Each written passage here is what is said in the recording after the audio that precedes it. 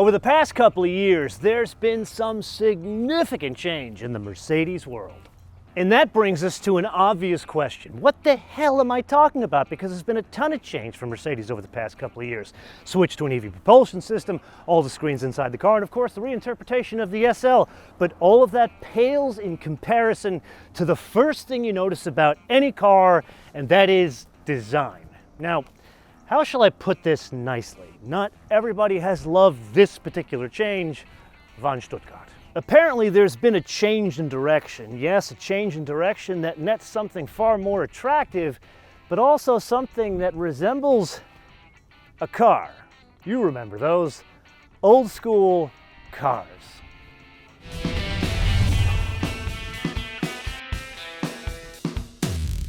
So an entirely new E-Class is a huge deal. Not quite as big of a deal as a new S-Class or a new 911 or Corvette, but still huge. I would argue this generation's a bigger deal, and here's why. The previous generation of IC started out, it was moving along just fine, everybody kind of loved it, and then electrification happened and they brought about the EQE. A decent vehicle, very good city vehicle, but many people didn't feel it was attractive. So we're looking at this as kind of the savior of both, meaning bringing the E-Class forward, and if I'm reading the tea leaves correctly, more EV Mercedes will look like this than like EQEs, at least we hope so. But let's focus on what we have here, which is not entirely totally ICE. This is ICE with a mild hybrid. There's going to be two different flavors, at least at first, with the E-Class. There's a standard E350 4MATIC, and then there's going to be an E450, which is the 6-cylinder. Now that brings us to a huge asterisk. In the US, at least, there's only going to be all-wheel drive, whether it's 4-cylinder or 6-cylinder, my guess, as they move forward into AMG as well. Then there's something else we have to focus on, and that is the mild hybrid system. So basically, whether it's the 4 or the 6, you're going to get the same integrated starter generator motor that thankfully is not the one that hangs off the accessory drive. It sits between the gas engine and the 9-speed torque converter automatic. Okay, so that's the system, but why is it important? There's two reasons. Number one, performance figures. We wouldn't expect a lot out of this, the entry-level E-Class, at least in the US. It's a pretty sizable car for a luxury car, not the biggest out there. 0 to 60, 6.1 seconds. If it was the 6-cylinder with more power, of course it'd be faster, 4.4 seconds to 60. But really this is about efficiency through gliding, using some of the EV to start basically at lights when you need extra power. And there the efficiency goes up by 10%. So the MPG, according to the US government, 24, 33, 27 combined. Now that we have that out of the way, a favor. If you see value in these episodes, I would greatly appreciate you doing all the YouTube things. Subscribe, notifications, hit the like button, but most importantly, share these episodes with your friends on your socials. Why? The algorithm, as much as you don't like me saying this, is a complete bitch. It ain't gonna change unless you interact with it. Vielen Dank. Good news, it ain't an EV, at least yet, which means even better news. 4,189 pounds, or depending on express your weights and measures, 1,900 kilograms. Now, huge point of order, if this were the 6-cylinder, it would be 200 pounds heavier. With that, normal mode. That is foot to the floor. Oh, wow. That wakes up. The wow here, it's downright quick. Why? Because it delivers more of that electric assist quicker. Basically what's going on here is you're getting torque fill, almost like a diesel, but what's happening, it's coming in at a lower RPM and then it spools out more than the previous car because this one's giving a bit more power, torque, basically across the power band. So what does that mean out here? It means that, yeah, you get more efficiency, sure. Yeah, you get some of that torque fill, but in situations like this, fancy neighborhoods, ducking in and out of traffic, this is a much more usable tool. Now, is it a 6-cylinder replacement? Not exactly. So there is still a big division of church and state between the 4-cylinder gas and that electric mild hybrid system. Basically, you feel the smoothness from the electric motor, but that 4-cylinder, you can't confuse it with suppleness of a 6-cylinder.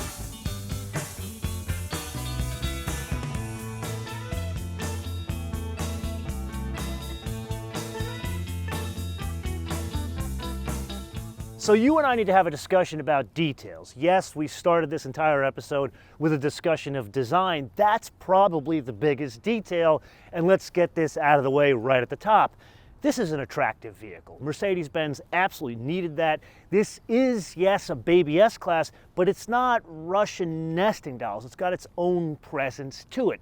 So, point Mercedes. Now, I'm gonna jump ahead to the wish list and say, please, oh please, oh please, if we're doing more EVs, which we probably are, can we then have them look more like this rather than EQEs and EQSs? So basically make them the same vehicle, just you choose your propulsion system, kind of like BMW is doing to great effect. Then let's drill into some of the design details. That grille. And here, I know this is a Mercedes. I see a big star and a laurel in front of this vehicle. I see it on the hood. However, I don't need the star repeated like 100 times in the grille, which this has. So can we go back to the olden days where we had two choices, where we had a more traditional grille with a stand-up hood ornament, and then we have something like this, but more subdued, less stars. Now, before you accuse me of being a negative Nancy, the star motif does work in one area on this vehicle aside from the logo, and that is the light signature in the rear of the vehicle. You see the star repeated 4 times. That's enough. I need just a little bit of something good and not Where's Waldo German edition. Inside, at least in my opinion, the details are far more impactful. Let's start with the headline, and that's the design, the overall theme they've got here. Yeah, it's reminiscent of an S-Class, but it's different. It's not as in your face. It's not this big thing in front of you that's looking like a large iPad, almost like the ghost of iPads past. Here, it's just right. It's like the Goldilocks size of iPad dashes, but most importantly, they bring in some of these warm touches of two-tone dash and door panels, but even down to like the minutia. The map pockets, they're carpeted, so the tactile feel on the inside is better than what E-Classes have been before. Now, that's old world details. Let's press on to new world details. And that means a discussion of the operating system. This is the latest version of the Mercedes-Benz system. And if you were to put it on like a spectrum of really good here and really bad here, it's right in the middle. And what it's missing is simple things.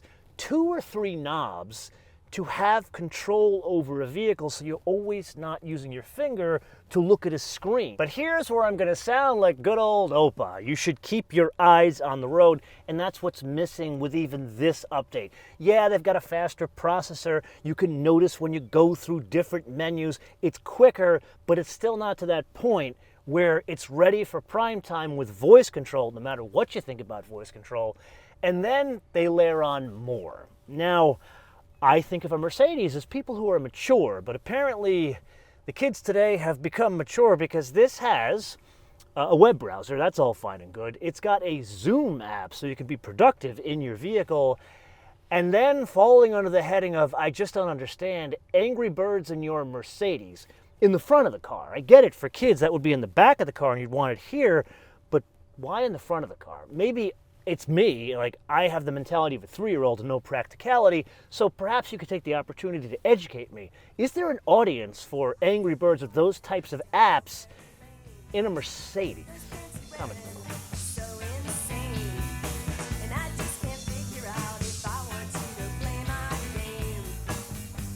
This one has the very expensive air ride. Now that does change the dampers and the ride quality. This, it almost takes you back to a Mercedes 20, 30 years ago. Now, why specifically do I say that? Well, you and I have spent a hell of a lot of time with something that competes directly against this. Granted, different propulsion system, the EQE. It's too soft. It's on the other side of Goldilocks. It's kind of like driving your chair, and they did that by design. It drives actually less composure than a Lexus, which is saying a lot there. The real change here, when you check the box for the air ride, you get something else. And don't try this at home. You get 4.5 degrees, let's try it again, of rear wheel steering. Now Mercedes, wow, that is good. Now, do we need the 10 degrees like in the S-Class? Not really, and I'll tell you why. The S-Class is long. It's a 122-inch wheelbase. This is 6 inches shorter just in wheelbase. That's why you don't really need the 10 degrees variable steering. Here it's a bit more than we see in other cars that compete with it. Like usually you see 2.5 to 3 degrees variable steering. So this is quite a bit above it, and it makes it significantly more usable around town. As a matter of fact, again, nobody's here. Let's try that trick again. A little bit tighter this time. Ready? Here we go. Yes, it is indeed that time again to play your favorite game, Mind the Options game, with today's contestant, an entirely new E-Class, probably the second most important car in the Mercedes-Benz world. This has a base price of $62,100. It wasn't that long ago that these were low 50s. I feel like only in the past 4 or 5 years they've jumped to pound 10 grand. I'll let you take a guess as to why. Now the 6-cylinder we'll cover in a completely different episode. That is a base price that is $6,000 more. Then there's this one in Alpine Gray, which is a lovely color. It's a manufacturer color, so you have to pay extra for it. It ain't cheap, but it looks good. I probably wouldn't do a gray, even at $1,750. Then there's that interior. It is a stunning shade of like saddle meets cognac. There's some two-tone bits in there, and the tactile feel is magnificent, but the name is better. Tonka Brown. Yes, that Tonka. It ain't cheap. $2,990. Then we have the console in silver metallic. It's kind of like a weave. It's not trying to be carbon fiber. It's not trying to be wood. I really take my hat off to them for a different color and trim feel, and I probably would consider this at $150, but probably would end up with a satin finish wood, which one can get here. Then those wheels. Now there are probably like 10 different choices of wheels on offer for this car.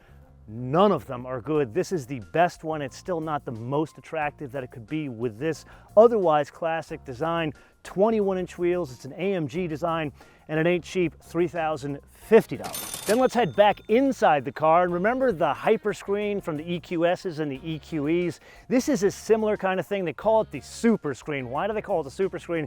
Because it works better in a more organic shape of dash. It's not this like edifice of glass in your face. Here, yeah, there is a passenger screen, 12.3 inches.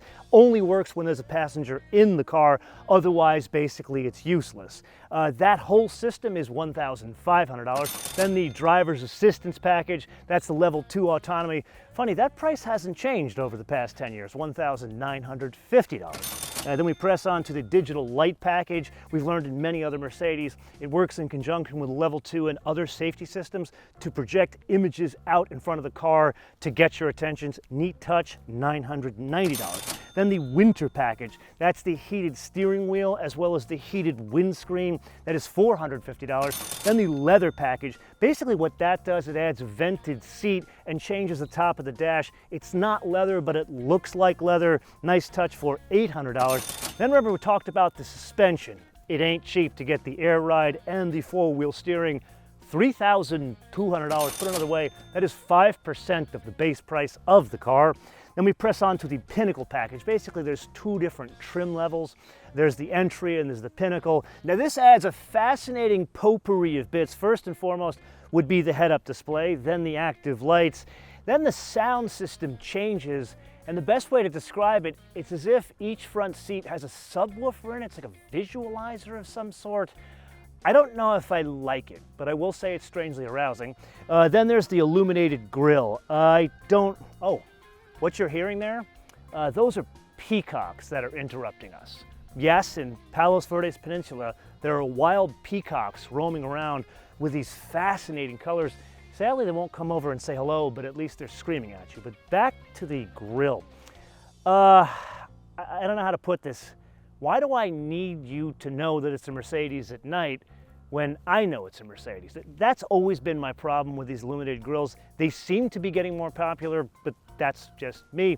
Then the only thing we pay extra for is the destination and handling von Sindelfingen in Deutschland, which is where the S-Class is made, $1,150. I'd like to point out that's cheaper than the destination and handling on both a Kia and a Hyundai, which come from this country. That brings us to the total retail price of this, a 4-cylinder E-Class, $83,400. So you and I need to have a discussion about our daily routines. No, I don't mean whether you're a runner, a cyclist in the morning, eggs or cereal. Rather this, MBUX, specifically how we interact with it. So what the engineers have done is they've included in a routine application. So what that is basically a complex set of if-then statements. So they've programmed in some off-the-shelf versions. Like, for example, you can set, if it's below 50 degrees, switch on the heated seat. Or if it's above 75 degrees, switch on the air conditioning compressor. Simple stuff like that. But really, that's not what this is about. Instead, this is about machine learning. If I'm reading the tea leaves correctly, what the folks at Mercedes-Benz have done is put these off-the-shelf routines into this new application. And the idea is for you to get used to it, program different ideas. Then through over-the-air updates, they farm that data, bring it back to their data center, which I'm thinking is in Palo Alto, and then they come up with machine learning in the car and send that through an over-the-air update. So let's you and I extrapolate a little bit with this. Look into the future a couple of years after a couple of rounds of these over-the-air updates, both up as well as down. Now all of a sudden a car company or their data provider will have more understanding of how people are using these things, and then there'll be more parameters that can be programmed in the future, so there's more usability of the UX, whether it's Mercedes-Benz or something else. This is just one more at the forefront that they're actually coming out and saying, this is what we're doing with that data.